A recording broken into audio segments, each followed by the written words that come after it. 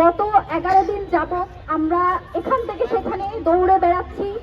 আমাদের এমন ক্রাইসিস, আমার ভাই কবরে শুয়ে আছে আর আমাকে চিন্তা করতে হচ্ছে যাতে এই সরকারের কোনোভাবে কোনো ধরনের অস্থিতিশীল কোনো পরিস্থিতির মধ্যে পড়তে না হয়। আমার কিসের এত ঠেকা পড়ছে যে এই সরকার আমার বাঁচায় রাখতে হবে যখন আমার ভাই কবরে? আমার কিসের এত ঠেকা পড়ছে যে কোথায় কি স্যাবোটেজ হবে সেটার দায় সরকার নিবে না বলে আমাদের জনগণকে শান্ত রাখতে হবে? জনগণ তো আমাদেরকে ভুল বুঝতেছে। উসমান হাদির এই যে 10-11 জনের যে কোর টিম, তার যে ইনকিলাব মঞ্চ, তাদের ভালোবাসা আপনাদের চেয়ে বেশি না?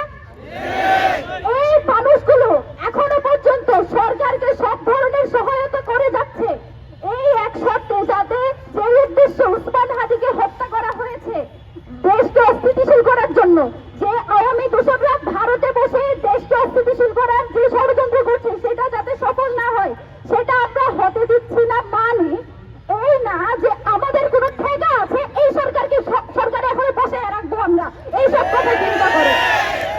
আমাদের বার্তা খুবই স্পষ্ট। আমরা এই যে বলি পদত্যাগ চাই, নামাবে, এসব আমরা শুধুমাত্র বলার জন্য বলি না। আমরা এখনো পর্যন্ত আপনাদেরকে সুযোগ দিচ্ছি শুধুমাত্র এই চিন্তা করে যাতে দেশ অস্থিতিশীল না হয়, নির্বাচন না হয়। যদি আমার ভাইয়ের বিচার হয়, আমার কিসের ঠেকা এই সরকারকে? যে সরকার বিচার করতে পারে না সে নির্বাচন করবে, এটা কিসের বিশ্বাস?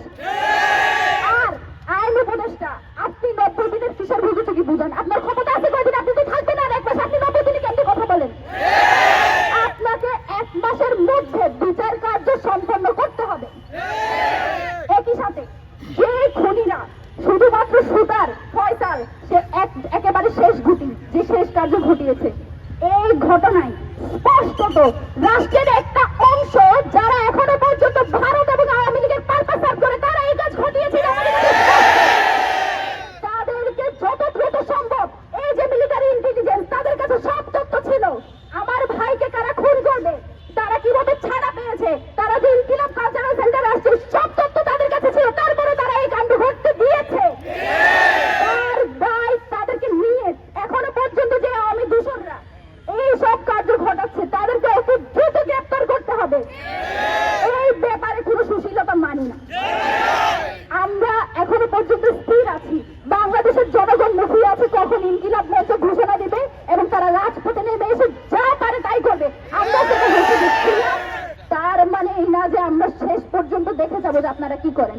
আজকেও বাংলাদেশে বিভিন্ন জায়গায় হত্যা হচ্ছে, বিভিন্ন জায়গায়